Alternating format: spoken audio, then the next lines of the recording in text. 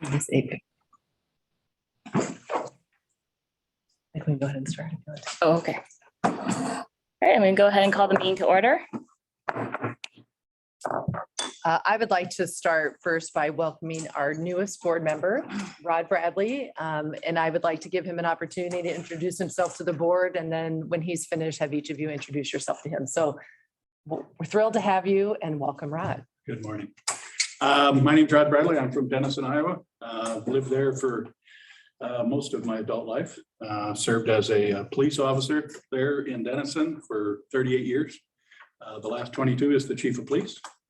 Retired about 6 years ago and opened my own IT business, serving the local government units. Some things that I carried over from my last profession. They didn't have any IT, so I became their IT. Married with 3 children, and all of whom graduated from our local school district, and served on the school board for about 26 years, I believe, and retired from there about 4 years ago.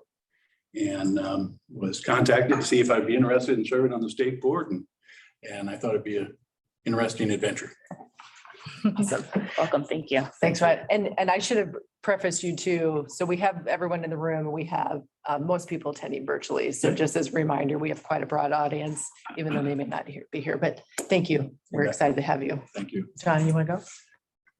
How detailed do you want? Whatever you want to share, just introduce yourself to Rod. I just thought we get the chance to meet everybody. John Robbins. I'm from Iowa Falls.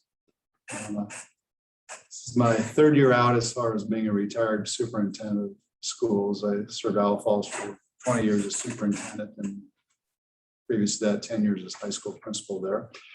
Married, I have 2 kids. One lives in Norwalk and has 3 children. Hannah is from Norwalk, so we talk a little Norwalk once in a while. My other daughter lives in Iowa Falls, 6 grandkids, and life is good. Thank you. My name's Mike May. Gosh, I don't know. I guess I taught for 33 years in the Spirit Lake system for about 27. Served as a state representative for the Okoboji area for 6 years from 2004 to 2010. Still own and operate a resort at Okoboji. And I suspect I'll probably never retire from that. It'll probably carry me out. But love education, love kids, and that's why I'm here. I'm headed up there tomorrow. Are you?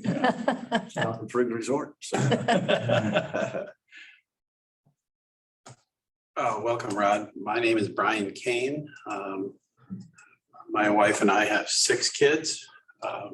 My background is I've been a lawyer practicing in Dubuque for about 39 years. I started when I was 4.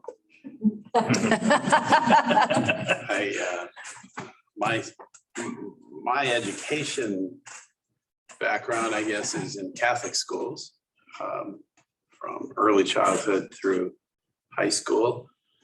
I have 9 grandchildren, 3 of whom are in the public system, Dubuque community, and 3 of whom are in Holy Family, and the other 3 are pre-K. Thank you. Hello, my name is Hannah Gross. I'm the student member on the Board of Education, so I'll be a senior. Well, I am a senior at Norwalk High School this year. It's coming up fast. But I'm really interested in education, specifically like engaging students in their education system since they're the key stakeholders. And I'm also part of a nonprofit. I'm the executive director of a student-led nonprofit called the Iowa Student Learning Institute that helps to spread student voice across Iowa. And I'm interested in STEM and leadership in all these other areas too. So very excited to be on the Board of Education. Yeah. Well, welcome. It's really nice to meet you. My name is Brooke Axios, and I am not originally from Iowa, but I call myself an Iowan since I've been here for longer than 10 years. I married an Iowan and I bought a house, so I guess we're not leaving. So I attended Drake Law School, and I'm an attorney with Iowa Workforce Development. Before that, I worked at Drake Law School. So that was kind of a nice perspective to be a student and then an employee there. And I've been on the State Board of Education since 2014. And I think this is my 3rd year, maybe chairing it, I'm not sure. And I have 2 kids. One will be 2 on Sunday and the other one is 5. And then Kimberly is online. Good afternoon, good morning, actually. I'm Dr. Kim Wayne, and I am by academics an engineer, and I focus in on operation excellence for the last 20 years. Right now, I'm focusing on also technology. I'm a technology consultant for a financial company. I serve as a founder and executive director of a nonprofit called Jules Academy. We serve girls, getting them more interested in science. And that's for the last 9 years. And then my personal story is that I'm actually starting foster care to adopt. So I'm very excited about that new journey. So welcome. Oh, Awesome. cool. Wow. Good luck. Yeah, good luck. That's awesome. Thank you. Welcome, Rod. All right. Thanks, Brooke. I'll turn back over to you. That's okay. I don't want to miss any emotions or anything. No, you're fine. All right, can I get a motion to approve the agenda? So moved. Second. All right, it's been moved and seconded. All those in favor, say aye. Bye. Opposed? All right, the motion carries. Before we move to public comment, I would just like to make a brief statement. So the state board's agenda is full, and I may place limits on public comment based on the number of members of the public who intend to speak. I will give each speaker 5 minutes or 3 minutes if there are a large number of speakers. When your time is allotted, I will ask you to conclude, and the board will move on to the next speaker. The department will not respond to public comment aside from requesting clarification. The department may place a topic raised in public comment on a future agenda. A topic from public comment that is not related to an item on today's agenda will not be addressed at today's meeting. Now we can move to public comment. Good morning. If you are a participant and you would like to make comment to the board, please use the raise hand feature in the Zoom, or if there's somebody live, I guess. Is it 5 minutes? Do we know how many people we have? We have no attendees who have public comment at this time. Thank you. All right. I'm sorry. I just kidding. Oh. All right, director's comment. Okay, all right. Well, my next introduction I would like to make is before when I start my report is another new staff member, Mindy Nguyen. She is our new equity coordinator, and I wanted to give her a chance to introduce herself to the board as well, since she will be playing a role in our work and would become a regularly contributing member of our board meetings and updates. Mindy? Thank you. Dr. Legal, or Director Legal mentioned I'm Mindy Nguyen, and super excited to be here. My path actually came from a different state agency. Prior to joining Department of Education, I was with the Department of Transportation for over 8 years, helping with community outreach, civil rights, investigation, and really assisting with helping people. And my educational background is all here in Iowa, and in surrounding area, and left and realized how much I enjoyed Iowa, so I came back. And my research background and higher education is in social science and research, and so I'm really looking forward to the opportunity for how I can, best support Department of Education and all their endeavors internally as it relates to diversity, equity, and inclusion, as well as all of our critical external partnerships. So I appreciate the opportunity to introduce myself. Thank you. Welcome. Welcome, thank you. We are thrilled to have her, and I think we've all talked about the importance of equity as a priority, and then we're really excited to have a designated individual to help lead internally and externally the work on this. So thank you, Mindy. A few updates. One, just a brief ESSER update. I don't have any updated expenditure numbers for you due to the time when basically they're submitted and we return, we can get record of that. But just as a reminder, the most current expenditure data that we have of the 1.4 billion from districts is 247 million has been spent to date.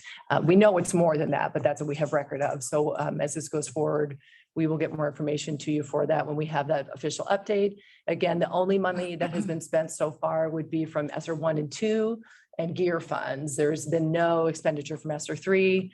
Those funds require that we have public comment and feedback, which we've done through stakeholder groups to help drive some of those priorities. And they have some different requirements for how the money needs to be spent. So we'll have more information on that board, but just an update on current state for that right now. Do we know like what are we seeing like some trends on what schools are spending the money on? Are, you know, a lot of schools doing updates or technology, or is there, no? I mean, it's kind of all of that. And I think I could probably get a breakdown, and I don't have anybody here right now that can maybe speak to that, but it depends on the size of the district, depends on the needs of the district. We've seen all kinds of things from facility upgrades to IT to resources, a lot of staff. I know a lot of them are presenting plans where they have staff that they know is only for 3 years, but extra support for student support. So if we're looking at some of the social, emotional, behavioral health needs, accelerating learning, they're identifying staff for extra support that they're using to pay for that as well. So that's some of what I've seen, but I could get something more detailed if we see kind of what the trend line is. I'd be happy to get that for you guys too. Thank you, Steve, about that. So have those dollars been earmarked in a particular way? And are they done on a per pupil basis? Distribute that money based upon students in our district? So the money, like, how did they receive the money? So we've talked about that before. That was a federal funding. I forget. Yeah, so that was a federal funding formula based on socioeconomic status. So it was really low income driven, and that's the federal requirement. So for example, Des Moines in one of their allocations received 100 million, where Waukee received, 800,000. And that is not something that's within our control. So that is how the allocations are given. Everything has to be reimbursed. So we give the district, we identify their allocations, and then they submit to us their receipts. Essentially, we reimburse them for those expenses as long as they meet the federal grant requirements. It's pretty high level. The third round is not as flexible as the first two, but there still is quite a bit of flexibility in terms of how districts can use them. So I've talked about how we've hired additional staff to help with this process, since a lot of it's just processing and some of it is actually supporting them on, is this allowable or is it not? Ultimately, all of it is accountable to, federal auditing in terms of making sure the money is being used correctly. No one has the money just sitting in their account. They only get it once we draw it down and reimburse it. So that's why it comes on quarterly basis. So, every month I don't necessarily have an update for you because we have a quarterly tracking system that shows this is how many receipts have been processed, and we are able to share that out. Thank you. Does that help? Yeah. And they have 3 years to spend the money. 3 years to spend the money from last year. From Unless it ESSER 1 From ESSER 1 Okay. and through 3. through 3.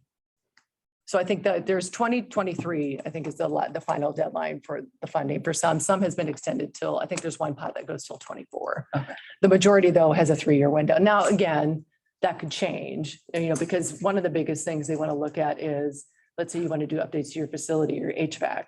Well, the ability to do that is constrained by the time frame you have. So to get the project bid, to get the project done, and to have the resources to get it done is a challenge for everybody because they're all trying to do the same thing, which is so sometimes your hands are tied on that a little bit.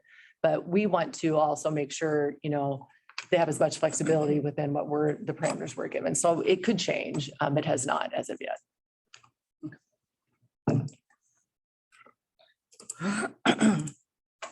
So I'll get some more information on the trend lines then for you as well. Thank you. Next quick reminder is that those board documents that we shared with you with the state board priorities and goals have been updated. We will make sure we reshare them with you maybe after today's meeting or tomorrow so you can access them. Those are the documents we went over that has one where all of the state board and departments work, or how the department's work aligns with the state board, and all those links. Remember, we talked about how if this is your goal, how is our work aligning, and here's all the reports. That document will be ongoing. It won't have all the links in there obviously right away because not all the reports are due at the same time and not all the information is available. But that one will be continually updated so you could search by goal and then find information on how the department's work supports that goal. The other document is the state board's engagement document, which is the one where we talked about as board members, you would have 3 tasks that you would do to stay engaged. with the field and engage with your work as a board member, visit a school and share what you learned, visit with a legislator and build a relationship all year round, and belong to or participate in something that brings value add to the board. As part of support for that, we have created a document that has questions for you, and those have been updated. So as you start to engage in this work, there's a column that has questions about if you visit with a school and you would have a conversation there, or if you visit with a legislator.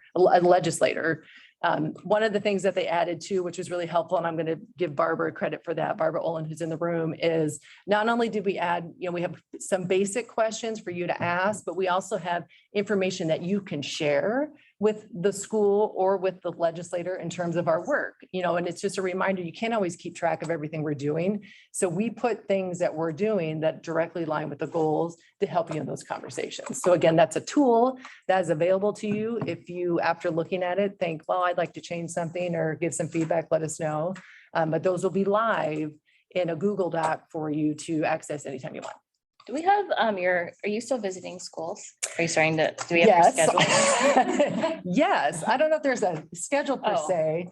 And I'll talk a little bit about why on some of the other things we're doing too. But yes, Carol's working on school visits and what that looks like. We have some requests. There are some out on the calendar. There isn't a list that's been shared, but can you share it with? I will share it. I'm going to share what we have confirmed so far. Okay. And it's some schools and community colleges across the state. So I'll get that out to all board members in case it works on your calendar in a district that you'd like to join. Okay, thank you. Because that might be a nice for our school visit, if we could align that with one of your visits, Yes. maybe. Usually when she schedules something we know is in one of your areas, she'll contact you and say, hey, Director Lee was going to be here at this time. For example, there was a group, we were up in your area, but I didn't attend, so we didn't contact you because I wasn't there. But we'll make sure we let you know ahead of time. It may not be really far in advance. We can certainly do that. If you are scheduling something, a visit, and you would like me to attend, you can always reach out to us too and say, hey, I was thinking about going on this date. So we're working on that as well. And actually, so part of the reason too, that the schedule is a little trickier right now is that the department is also actively engaging with Iowa Workforce Development and the Iowa Economic Development Authority on some work-based learning roundtables.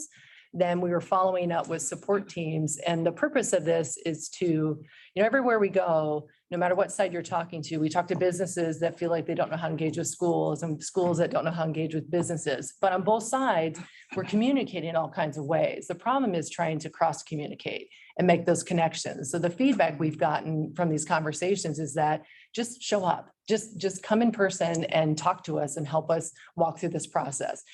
They don't need another email. They don't need another, page with a bunch of links. They just need someone to be there and listen to their needs and help make those connections. So that's what these teams are doing. That is creating quite a bit of a follow-up. There's going to be several of these meetings scheduled. That's part of the issue with the calendar as I'm scheduled to go on some of these, but the work is really tremendous and I'll be sharing some of that with you and what we're learning. We know that meeting workforce needs is an issue right now, and also making sure we have career pathways for students moving forward is important. So we're trying to make sure we're helping make those connections so everybody has a better opportunity. So it's exciting and I'll have more information for you, but that's also taking up quite a bit of our time and quite a bit of our staff's time. But it's been really, really valuable work.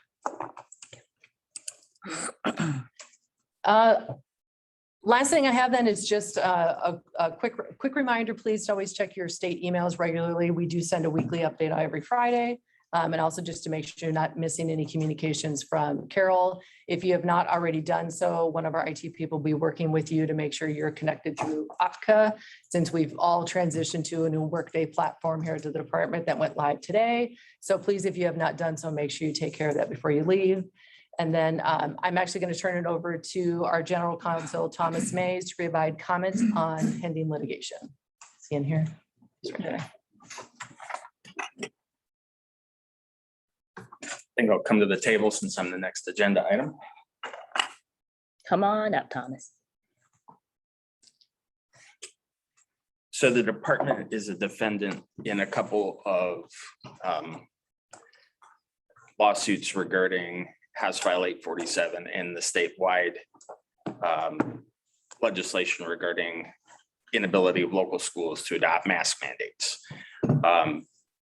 that litigation is pending, so it's not something that the department or is freely able to discuss.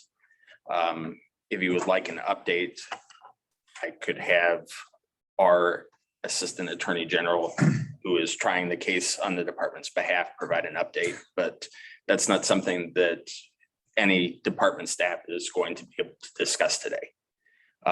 In large part because the plaintiffs aren't here and don't want to say anything about them without them.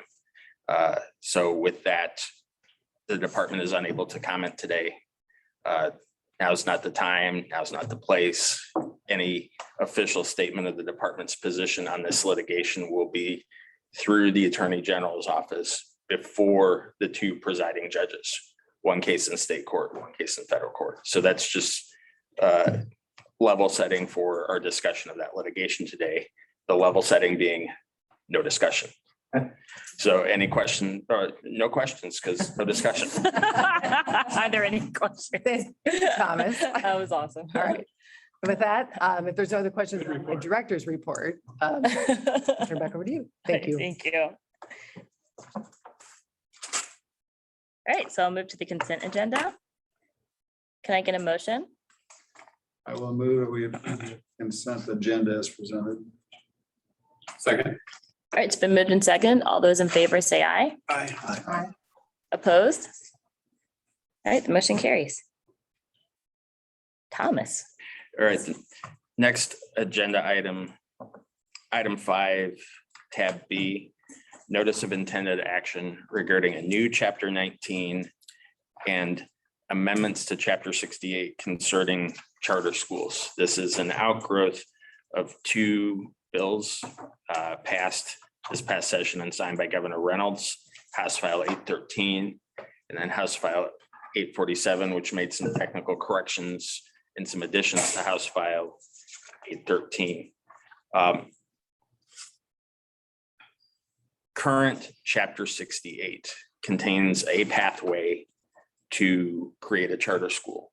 The local school board fills out an application, presents it to the board. These new rules, based on the new legislation, would open up a second pathway. And that would be a founding group, which may be private citizens, it may be a university. There's no constraints on who the founding group may be, puts together an application, presents it to the state board.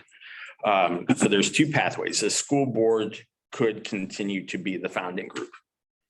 The school board could say, we're opening an attendance center as a charter school. We're converting a current attendance center to a charter school. Or a separate private founding group could say, we've located a building that would be suitable for a school. We would like to open a charter school. Both the school board, state board model and the founding group state board model, any charter school that comes out of that process will be part of the system of public education in Iowa. There will be public funds as well as public accountability. I'll talk a little bit more about both of those. So school board or a founding group puts together an application. It comes before the department. The department will provide technical assistance to the applicant, whether it's the school board or founding group, about how to get to yes. Like, what do you want to do? How is it feasible? How can we help you address your concerns? How can we make you be able to present an approvable application to the state board? A lot of that work will involve, again, level setting or expectation setting. Can we admit only children who were born on third base and thought they hit a triple? No, it needs to be open to all students. Can we screen out? Can we preference certain curricular areas? Well, yes, but it still needs to be available to all students. Well, we want to open a STEM charter, which is one of the specific charter goals, or we want to open up foreign language, a language immersion charter, or we want to open a fine arts charter. Department staff, many of whom are here today, who will correct me if I'm wrong, will, under these rules, work to get an approvable application before you. Once you approve a charter, then the charter is able to enroll students, build a resident district for some, but not all of the expenses. There are certain expenses that will not follow the student, and those are largely building specific expenses that were voted on by a school district's board of voters, like a voted PEPAL or things that have a revenue purpose statement, that those monies aren't portable.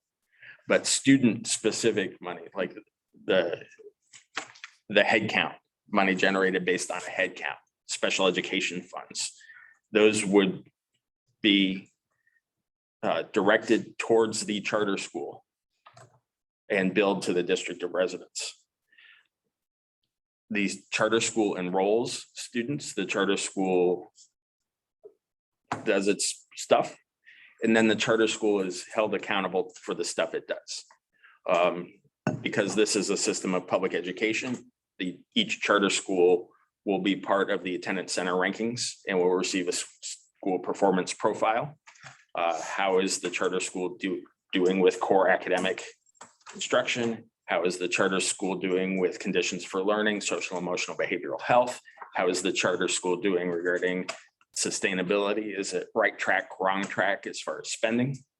And from that initial application, there's a continuous feedback loop of data, suggestions, accountability by the charter to its contract.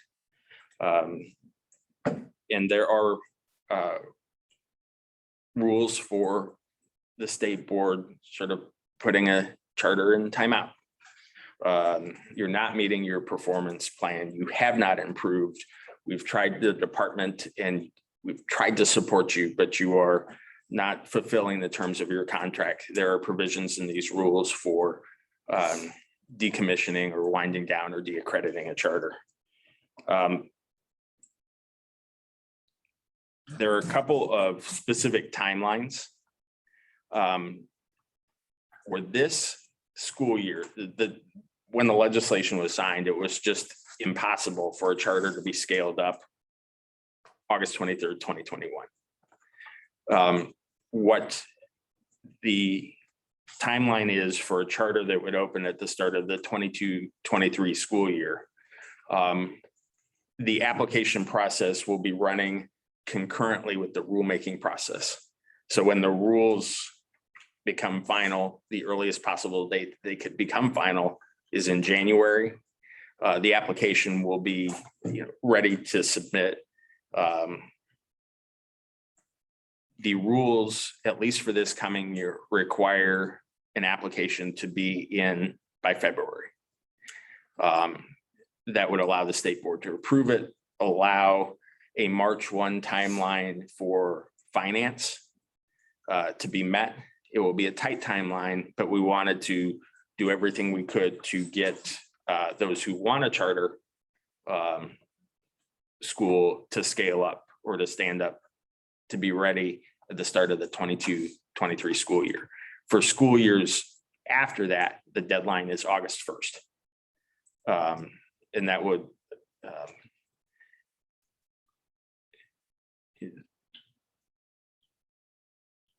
folks who have been thinking about wanting to scale up a charter or start a charter have been thinking about it while the legislation was in process. For folks who have not thought about this before, the August 1st deadline would give the state board extra time to think, or maybe it's not an approvable application. Here are the deficits, come back at the next meeting. So for folks who have, there are folks out there who've been waiting for this legislation and have their plan all ready to go. For folks who haven't thought the deep thoughts and done the hard work, the August 1 deadline makes more sense because it would allow the department and the state board to get that charter applicant to yes in time to enroll, in time to have a student head count to enroll for the following school year. So that's why there's the different deadline, February 1st for the coming school year, every school year thereafter, August 1st to allow some contingency planning and getting to yes. So like a whole year is what you're saying. It's a whole, yeah, because typically, I'm thinking of just opening a public school attendance center that's not a charter. I get it. A whole year, August 1, August 23rd of the coming year. For folks who've not been continuously planning in anticipation of this litigation or litigation, what could possibly be on my mind, this legislation, that year of planning is going to be helpful. You have people knocking on your door now. At least two. A number? At least two folks who are interested in trying to scale up for the coming school year. So with me today, people who actually know what they're talking about. I just can put words together in grammatically correct sentences. Janelle Blandhorst, Jay Pennington, both bureau chiefs of the department, Janet Boyd, who is the department's sort of content area expert on charter schools, and the three of them are able to answer any questions that you may have. So there is a form that we have developed that would go to an interested party concerning a charter school. There's As an department, we have developed that. We're developing the form in conjunction with these rules. There's currently a form or an application for folks who want to scale up a charter under current chapter 68. They're not able to do that anymore just because that charter school pipeline was cut off. Any new charter comes through this rule. But it will be similar in framework. Here are the required elements. Here are some think abouts as you complete that required elements, or here is some evidence of success. Would that form come to us then as a board? Would you say, this has been completed, these items, check the checklist, all of these things are done. We think this charter school is viable. They've done everything they need to. And that would come to us then, or does it come with a recommendation? The application will come with the recommendation similar to, but the recommendation will be based on statute. This is complete. It has all the required elements. Sure. The only way the department will not recommend is if it does not have all the required elements. But Janet and her colleagues will be looking at both filling in all the boxes, but filling in all the boxes so you're sustainable, so you're not coming back to the state board 3 years from now having your charter pulled. But there will be similar to the agenda items, items 7 and 8, educator prep approval. So you'll get the application and supporting materials when you deliberate on that application. Thank you. So then to just sort of clarify, so all charter schools previously came to you, there was just two. They will still come to you. There's just two different pathways to get there. It's not directly from a school. It could be from an outside group. What's different about Iowa's charter school rules compared to other states is that this state board is a sole authorizer. Other states with charter schools have multiple authorizers. So there's multiple pathways to create a charter without a single level of approval. You're the sole approver for all, no matter which pathway they come through. Yeah, my job, like in North Carolina, I believe, they have a charter school commission that is independent of the state board. There's pluses and minuses for that, but the minus for that is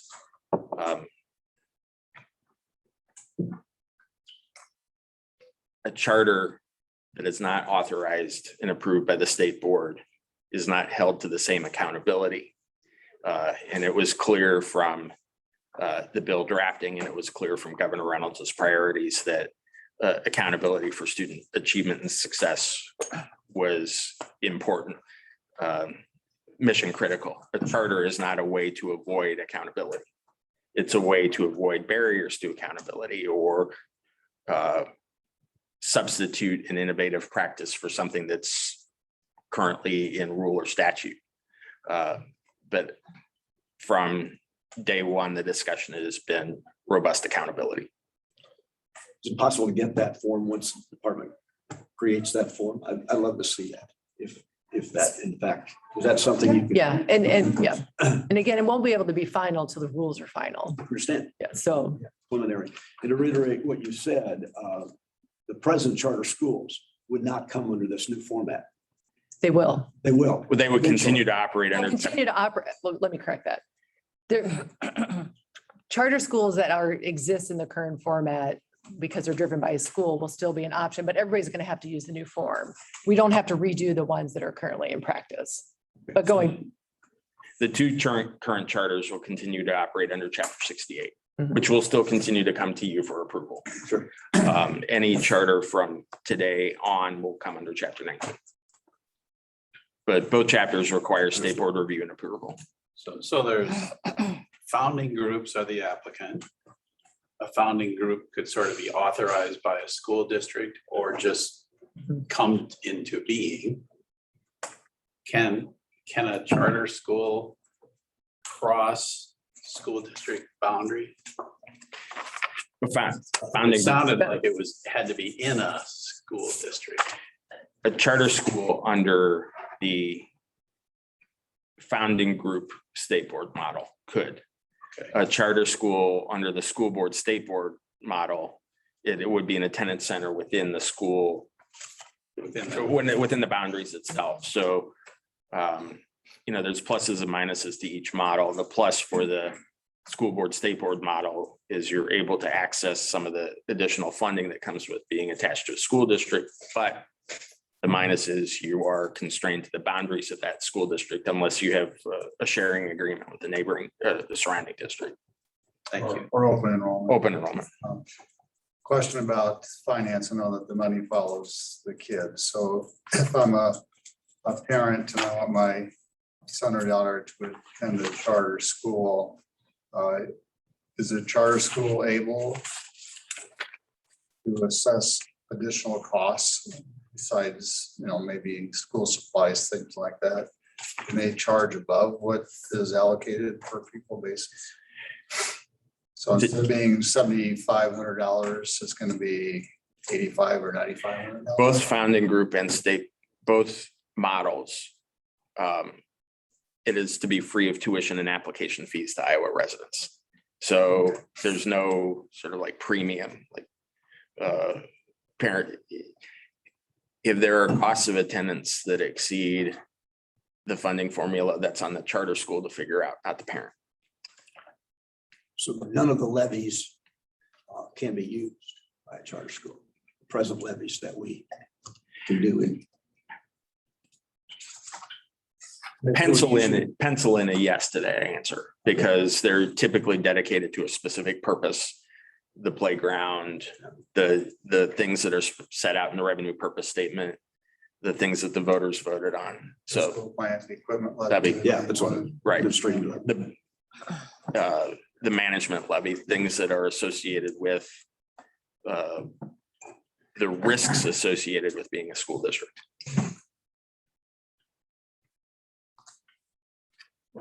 Categorical funding could be a transfer of money. Most of the student-based categorical funding would be based on the finance portion of the rules, special education, English learner at risk.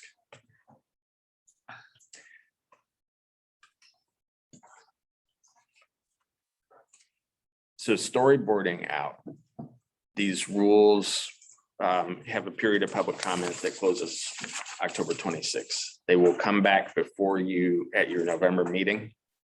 Assuming everything goes well, I will present them to you. My colleagues and I will present them to you with a line by line, every comment received, similar to last couple of adopted and filed rules that we brought before you. If you adopt these rules at your November meeting, they will be effective mid-January. It'd be nice to have maybe a listing of what money would follow the kids. So for example, a levy would be instructional support levy, which is approved by the school board, but it's approved by the school board. Well, it can be approved by the school board, or it could be voted on by the voters. It'd be nice to have a list of what actual money would be followed. Doable.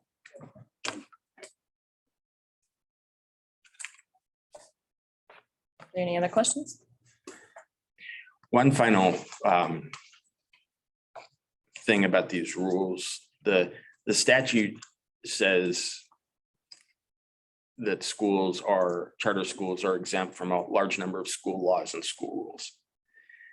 But in their application, the charter must describe which rules they want to be exempt from.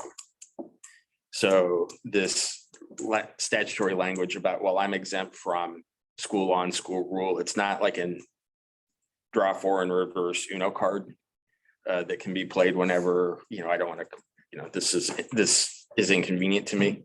That must be spelled out in the charter application.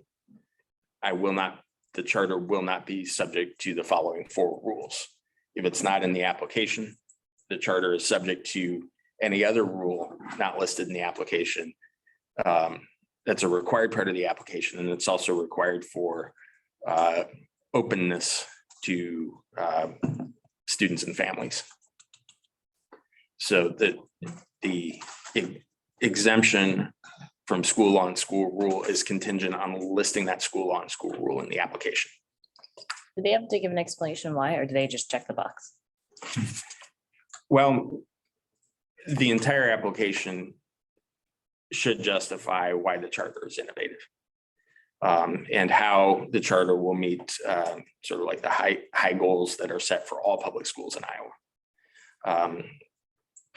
So the rule would require, both for the founding group state board model and school board state board model, the department to provide technical assistance about what rules may be waived. So one of our obligations to charter school applicants is explaining sort of here are the rules that cannot be waived: seclusion and restraint, basics, fire safety.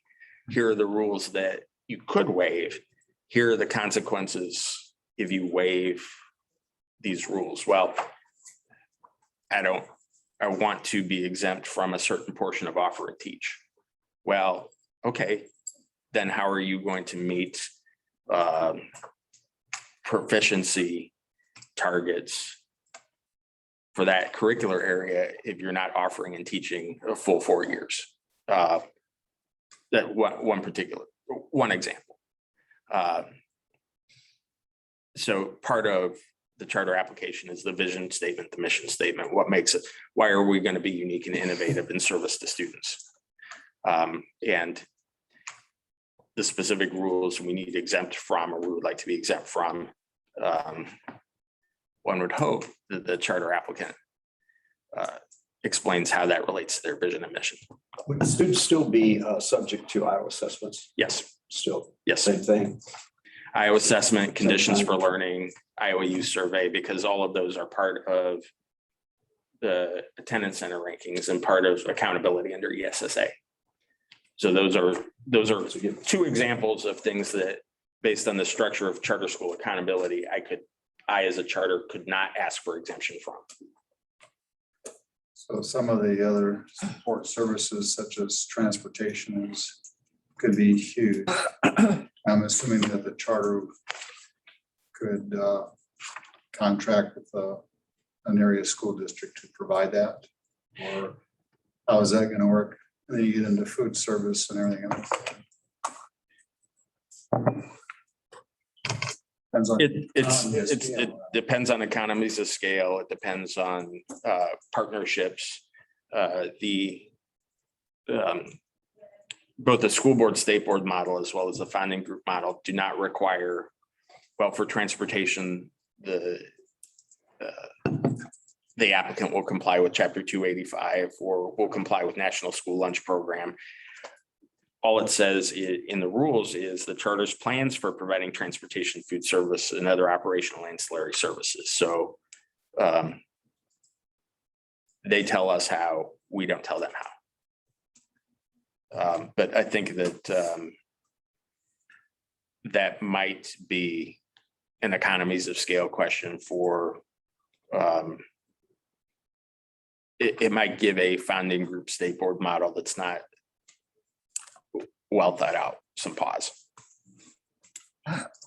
More that charter school conforms to the present district in almost every way, makes it easier for the charter school applicant to work. Yeah, And once it begins to get outside of that framework, then it gets more difficult, more expensive. True. I think that that's a fair summary.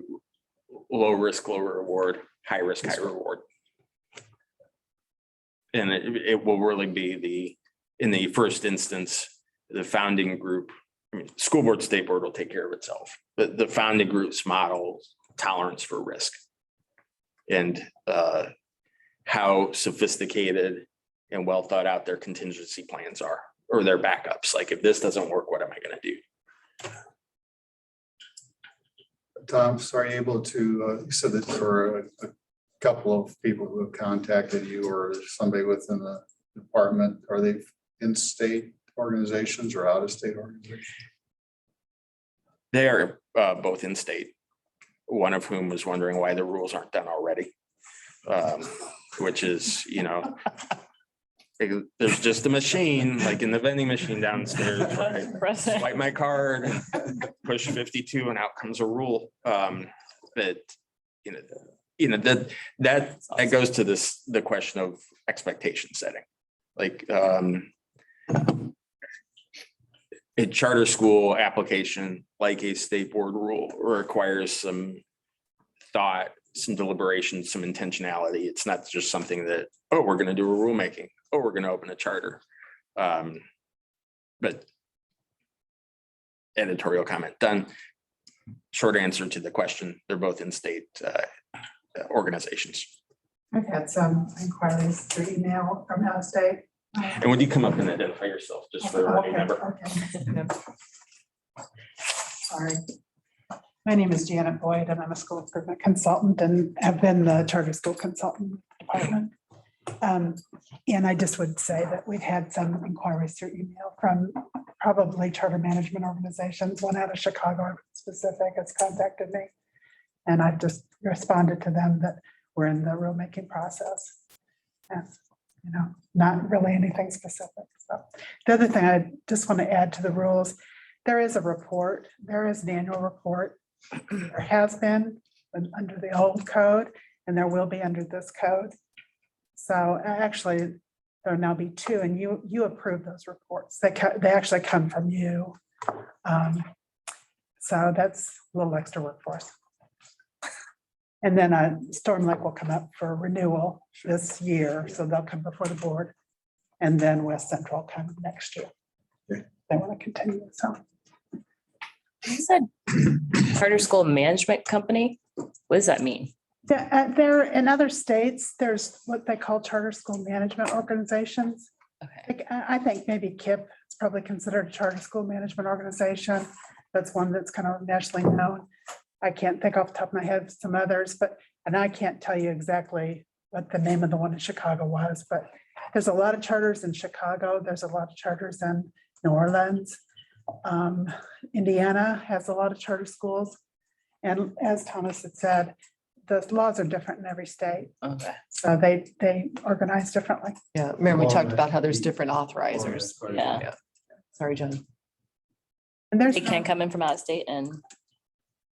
Who the founding group contracts with is whether it's the school board, state board model or founding group state board model, who they contract with is really a matter of internal governance. If they want to select an out-of-state charter management organization, willing buyer, willing seller. If you pick a bad one, you're coming before the state board and not meeting, if you pick a bad one and don't make your targets, you pick a bad one and become financially wobbly. The plan is important, secondary in importance, but also still important is who your partners are. Excuse me, I'm sorry. Jenna, since you're here and I've already asked this question, but I didn't ask you. Do you see problems for Storm Lake or West Central? Do you see additional hurdles that those folks need to leap? Not specifically. The one See red flags. The one issue, West Central, their enrollment might be a problem, but that's a problem in a lot of areas. You're in this code, you have to ask to have offer and teach waived. And that's a real benefit for them because they have a small, the smaller the high school, the harder it is to meet offer and teach because you have to offer the course, have students take the course. And I think you folks remember From that that, perspective, yeah, the issues we've had with some other districts. Oh, yeah. thank you. So is a charter school a separate legal entity? Is it a nonprofit? Is it tax exempt? Is it a political subdivision? The charter funding group model would not be a political subdivision. School board, state board would be. Would be just part of the, Yeah. There would be some sort of unique governing challenges with the school board, state board model. Like if the charter itself had its own governing body that was not the school board. But it would still be a part of the political subdivision, part of, but the other kind, right. separate founding organization. That could be anything, for profit, It has to be nonprofit. has to be nonprofit Profit, right. and non-sectarian, all that. Right.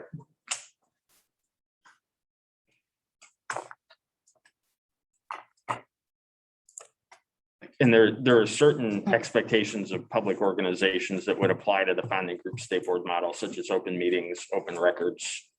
I saw that. That wouldn't necessarily apply to a private not-for-profit. The analogy would be, a close analogy would be to a fair board. That might be a private nonprofit corporation running a fair, the county fair, but it is by statute of open meetings, open records, because it does some public business.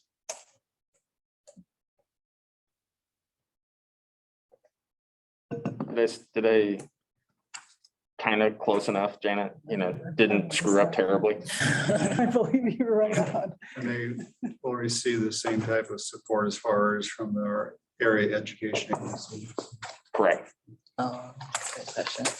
Because special education is one of the things that either model would have to do. They would still be, support would still be provided by the AEA system for special education, for media services. They get support from the Department of Education. Yes. Yeah, a lot. Might be Yeah. another Jan. Job security. Yeah. There you go. Write that in there. How do they,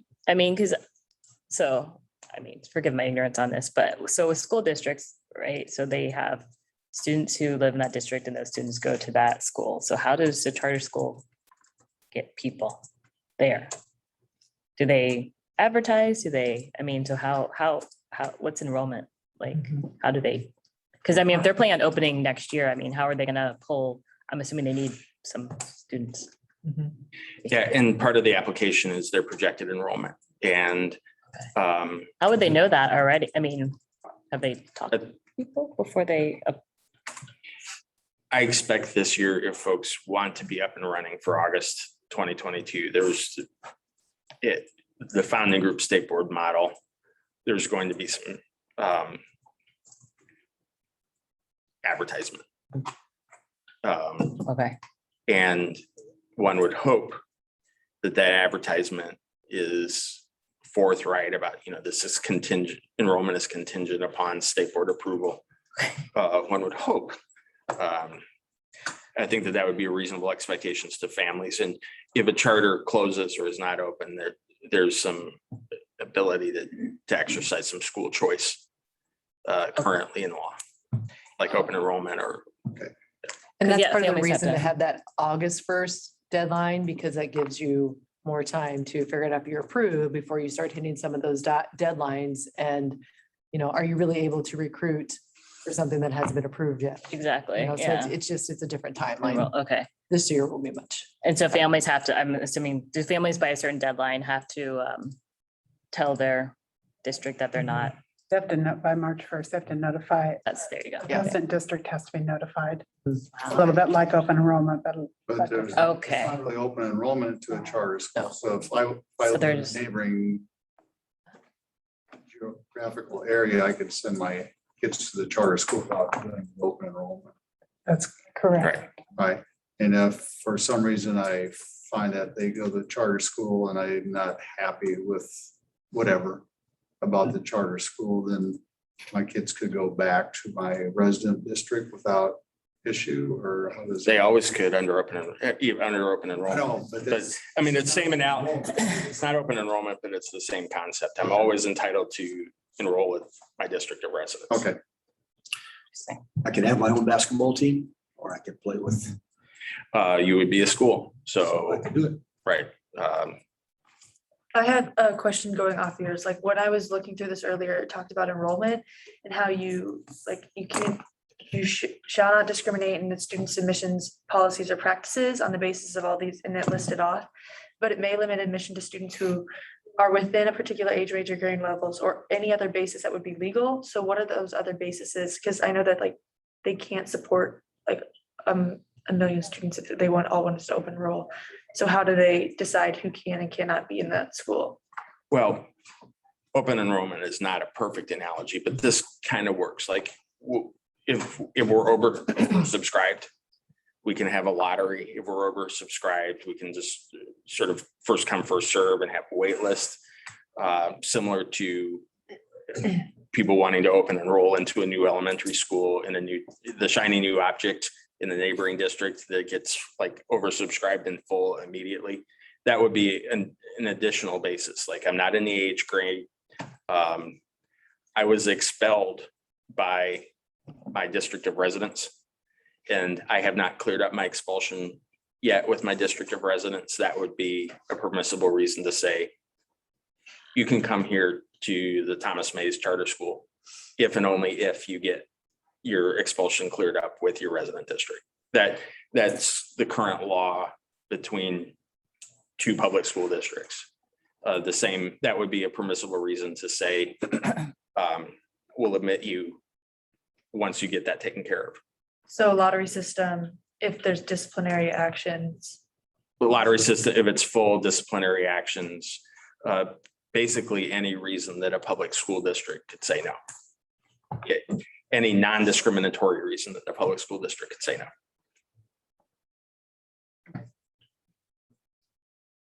You're not an Iowa resident because this is tuition free to Iowa residents. On occasion, on the borders, well, we moved into Illinois. Can we stay enrolled in Iowa? Yeah, if your check clears. So this. could they tuition in? Could they tuition? in? Oh, tuition. Could they tuition in if I'm in Illinois and I want to go to school and? At the charter. Yeah, Yeah, could they- it's tuition free to Iowa residents if they wanted to. It would be a choice. It's similar to. Be a parent choice. It would be a choice similar to a choice that a current public school district would have. Not required to, but may.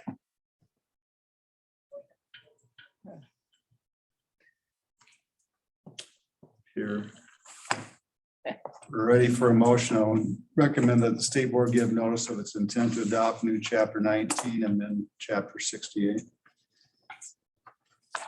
Is there a second? Second. It's been moved and second. All those in favor say aye. Aye. Opposed? All right, the motion carries. Thank you. Thank you for answering all of our questions. I'm sure there'll be many more.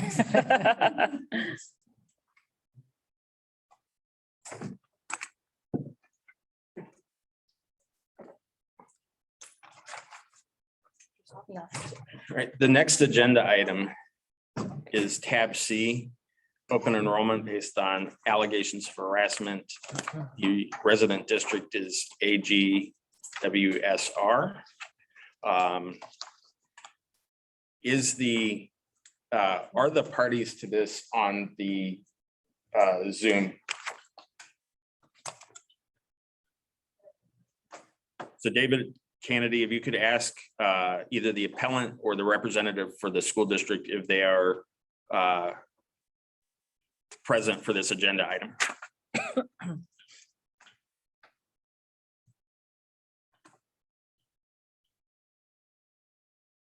Well, while that question's being asked, though. we'll get- What, I'm sorry, Thomas, Oh, would sorry, that be okay, Mary Ulrich? Yeah, so MU or TA or AGWSR's representative, are any of those individuals present? One of them is being added now.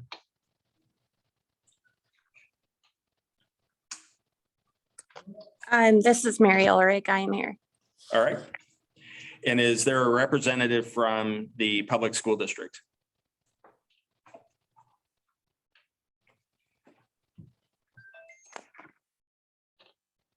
Right, well, David, if the superintendent shows up, please feel free to add him. I'm going to provide my summary to you and then allow Ms. Ulrich to have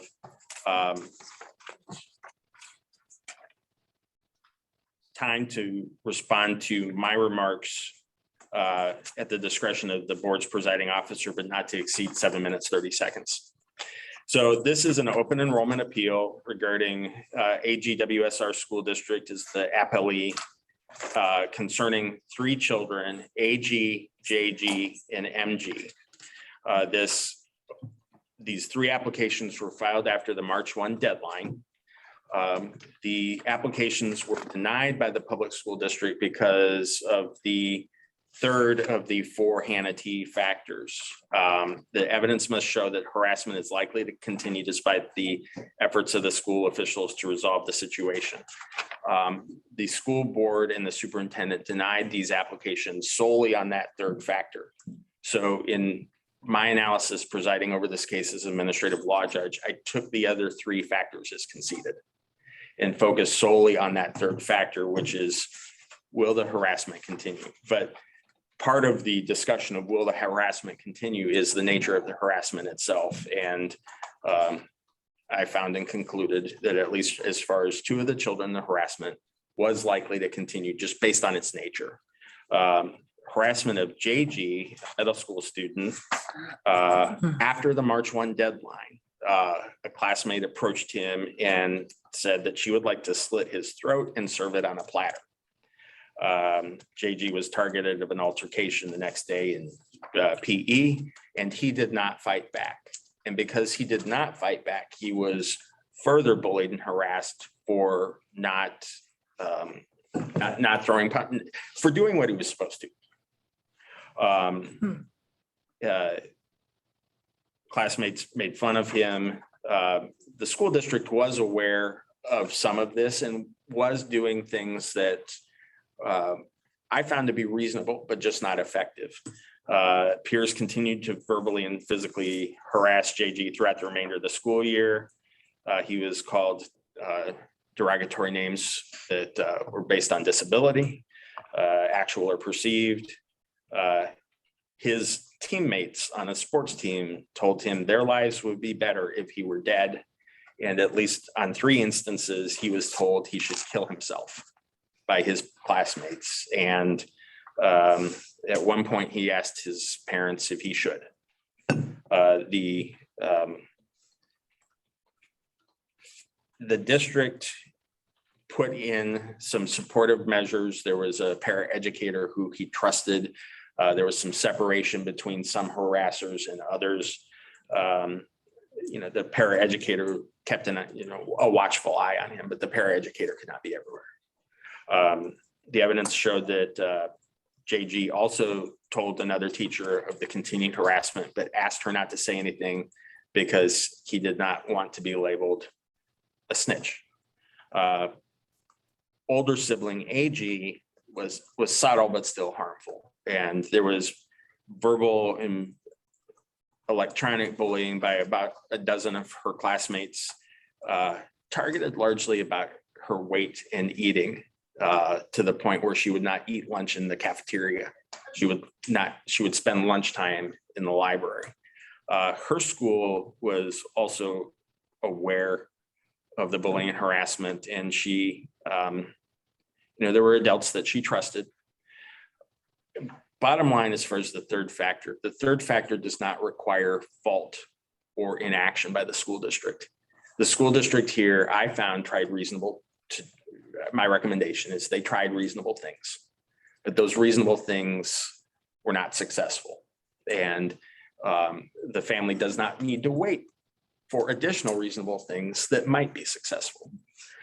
So, I understand the superintendent's desire, the professional desire to let's try some more interventions, let's try some more things, or in his word at the hearing, dig into the problem. It probably should be done even after these two children leave, because the root cause is not the two children. So I found and conclude that the harassment, given the severity, and I took special note of the suicide-related bullying, that the credible testimony from AG and SG who testified on their own behalves, and the reasonable responses the district already provided, I found and concluded that the harassment will likely continue. And I cited to a case where some of our predecessors found that harassment would continue even with police involvement, and that the police were unable to stop that harassment. That's not quite to that point here, but the district tried reasonable things. They didn't work. The school did what was asked of them, but the family, in my view, need not wait for something else that might work when what has been tried has not worked. So as to JG and AG, I recommend reversal of the school board. The struggle for me as presiding officer was MG, the sibling who was not bullied, not harassed. And the parents asked that this sibling be released also because of, keeping sibling groups together, transportation, school scheduling, school holidays, all of which made sense to me. But I found myself as presiding officer foreclosed by a prior decision of this board in re-SW. A sibling who was not harassed was not allowed to take advantage of good cause, because as to that particular sibling, there was no good cause. The lesson from in re-SW is good cause is analyzed sibling by sibling or child by child. And for that reason, the recommendation from me to you is to, and there's a typo that, no matter how many times you read something, as to the proposed order, that it be affirmed as to MG, the sibling who was not bullied and harassed, and reversed as to AG, and it should read in the decision JG. So I've made a corrected copy if this is for signature, if this proposed decision is in fact confirmed by the board. So I am open for your questions, and then Ms. MU is on the line and would like to make some remarks. Thomas, you talked about the prior decision of the state board regarding the third one, which you're saying should affirm since they weren't harassment. Can you speak a little bit more about that? Almost identical facts. Older sibling in SW, the older sibling was bullied. And the local board conceded that the older sibling was bullied and allowed the they approved the late open enrollment application. The family in SW came before the state board and asked that the younger sibling be, sort of the good cause attributable to the older sibling's bullying and harassment be applied or extended to the sibling to keep sibling groups together. And the ALJ at the time, Anne Marie Brick, recommended that be denied. The state board adopted that recommendation because of the statutory language that the child be subject to bullying harassment. In SW, as in the present case, at least one of the siblings was not. And so that's why when drafting the proposed decision, I felt myself constrained by the precedent of SW. And SW was a late application. Late application, similar to this. They could still, if they file by the deadline, open enroll for the next, but it had to be wait a year, right? Right. Or pay tuition. Oh, yeah. Can you tell us where these kids are at right now? I would maybe, The school. yeah, and I think that maybe MW is better able to address that. So if we could hear from her now. So Mr. Kennedy, if you could allow, I'm going to refer to her by her initials. She's free to identify herself by full name, but MU to make whatever comments she may make and answer whatever questions the board may have of her.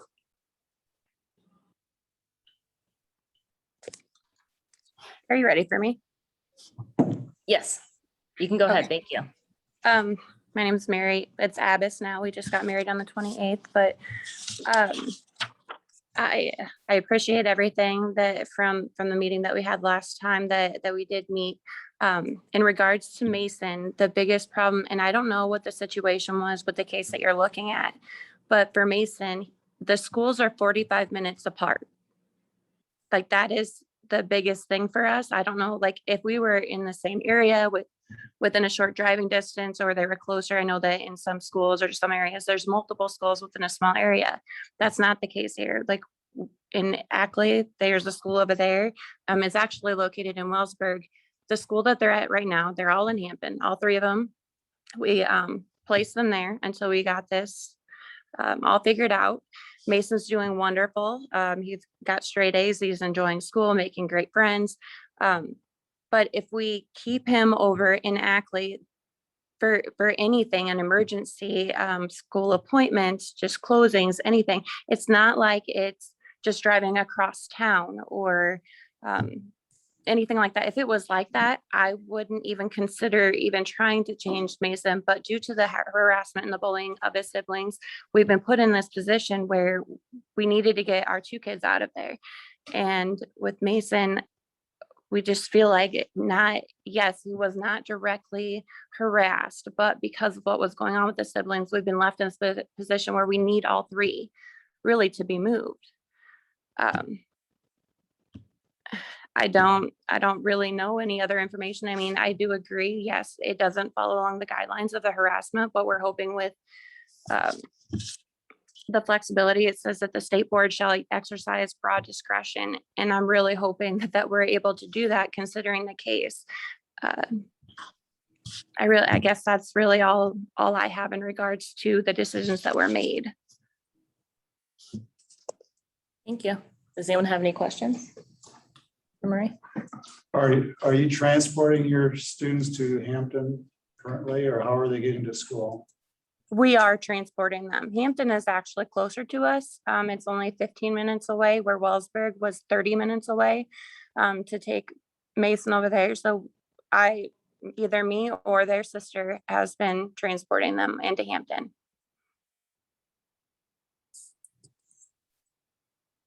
Thomas, do you have any knowledge of the distance involved in SW? I do not, but it was not in a metro area. The school district involved was not in one of the larger metro areas. Is that I'm not that familiar with law, and so Brian Thomas, is this the only precedent that you could find? Were there other precedents similar to this, or is this one that just jumped out at you? It was the most controlling. Okay. But as I stated at the start, this is your final decision, not my final decision. If you decide that SW is precedent that you no longer like to follow, there would be consequences that in the future. Are there certain specific circumstances here that might be absent in a future case where a child were in a metro area? And how do you sort of constrain, how do you principally decide one case over another? So that, the decision about whether or not about how to address all three children is ultimately yours. And specifically in addressing MG, departing from that prior precedent is your decision as well, but you'd have to own the consequences. I'm just asking the question, is there a way to distinguish it because of the distance? And that's why I was asking how far apart they were in that case. I recognize the hardship here. I also normally am a staunch advocate of precedent, so I don't want an unintended consequence here. I'm just trying to sort of think out loud. Either party always has the ability to request rehearing. And in that request for rehearing, attempt to further distinguish precedent. So if, this may come back before you on a motion to rehear. That always is a safety valve available in any contested case. You can't fix what's been done. We can't fix that over. We can't go back and undo the damage that we've done to this family and to these kids, which is really sad. But my heart really is with the family and with the kids. It seems to me somehow we need to find a way for those kids to be together in the same school system for themselves and for their family. And I don't know how we can do that, but if it's by sending the third child to the same district, I'd be for it, I guess.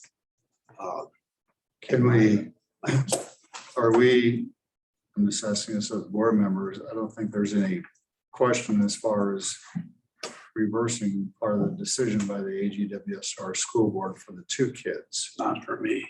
No problem there. No, Yeah. that's so clear. Thomas, can we do this in two different motions?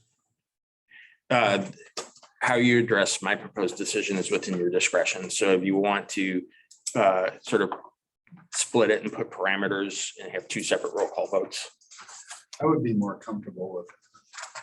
I would then move that we affirm the ALJ decision, proposed decision as to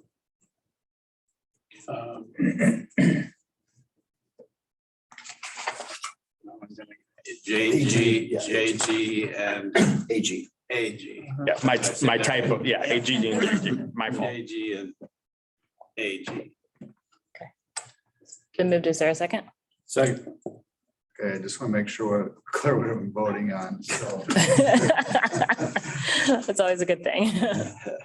So basically that the decision was to reverse the school boards. That I was upholding that, yeah, Holding the proposed decision, reversing. which the is a school board. reversal. Okay. Got it. Of AG and JG. Right, that's why we have to have the initials. Okay. And there was a second? Yes. Yep, okay. All those in favor, say aye. Aye. Oppose? Could we get a roll call? Just for because if we're doing two different roll calls, And we have Kim here too. Yep. Axiotis, Aye. Bradley, Aye. Kane, Aye. May, Aye. Robbins, Aye. Wayne, Aye.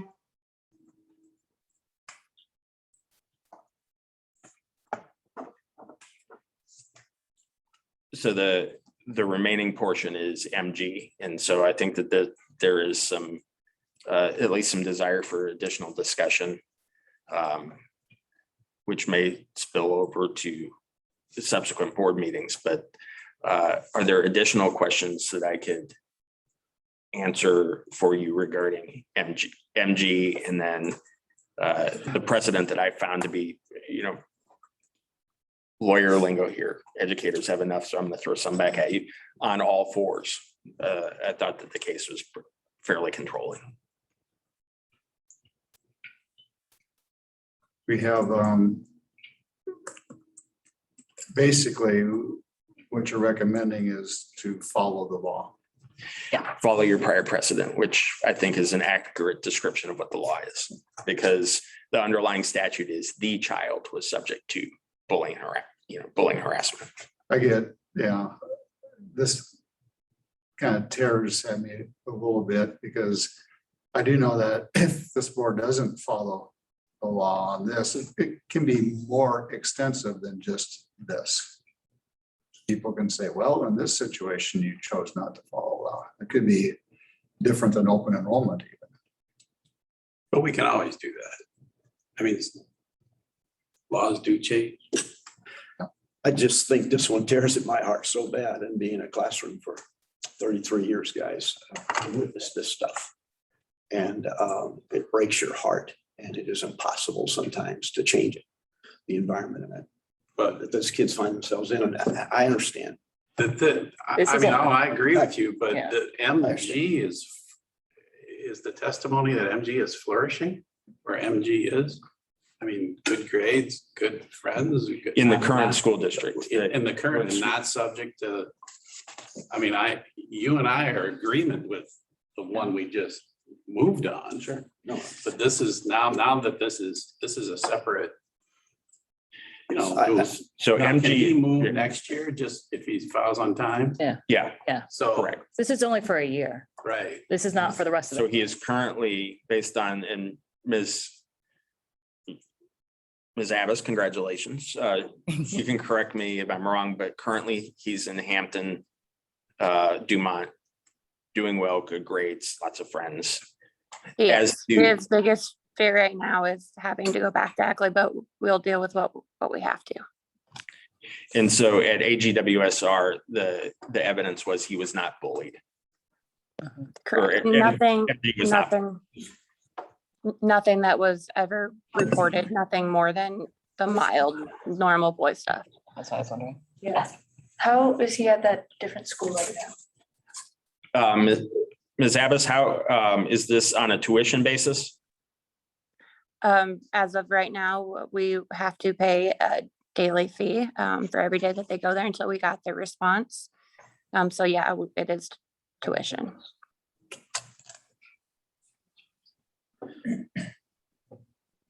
Again, I'm aware of the precedent. I'm aware of the fact that he seems to be well in the previous school system, but I just can't break this in my heart. Can't ask this family to continue to do this. So that's what I'll be.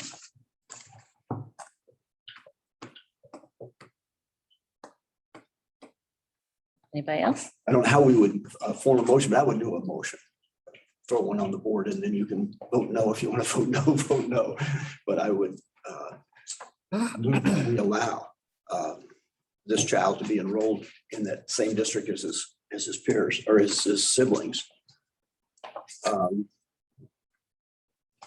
And so the, So MG, yeah. MG. so the sort of the legalese would be, modify the proposed decision and reverse the school board as to MG. Thank you. That's exactly what I'm doing. Would you want to put any more constraints on it? Like, because, like maybe Because of the distance. because of the distance or something like Well, that, instead of just reason being Pandora's box? Families, yeah, being Right. disadvantaged, certainly finding difficulty in making that, and they're paying tuition for it, so certainly the reason.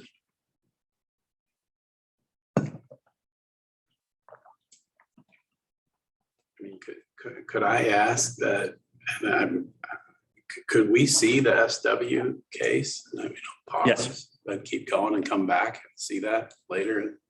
And then vote, would the board be amenable to seeing the actual precedent that Thomas says he's bound? I'm not opposed to that. I think. I mean, I don't want to let this go beyond today. Yeah, well, right now there's a motion, but there hasn't been a second, so there's really not much for discussion until there's a second, so. For purposes of the discussion, I will second. Okay. And then I will ask that.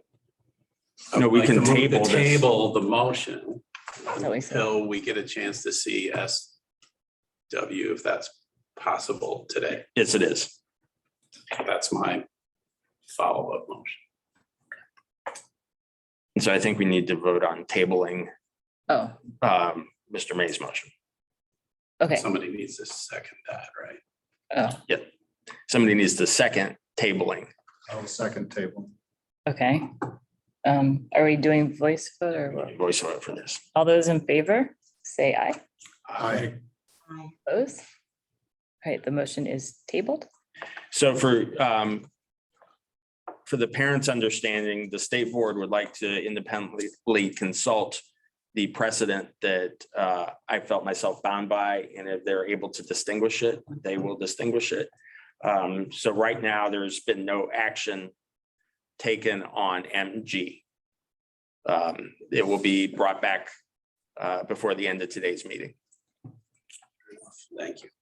And I will not stick around for these two fine state board practitioner prep reports. So I will go get SW out of the appeal binder. Thank you. The binders. Yes, we still have binders. We have binders. You're always welcome, Mr. I'm so sorry to interrupt. Do I stay on here or? How about, Oh, what? She David disappeared. took her away. Oh, What happened? Hello? Could you follow up with her? I'll Jeff? follow up with her. Yep. I'll ask. Thomas will follow up. Thank you. Okay. Excuse myself for a short. Oh, can we take a break? Yeah, Okay. yes, yep. Sure. I'm sorry. Yep, yep, we're ahead of schedule. Okay, this never happens. Okay, we're I gonna have take a nothing. quick 10-minute break. Sound good? Yeah.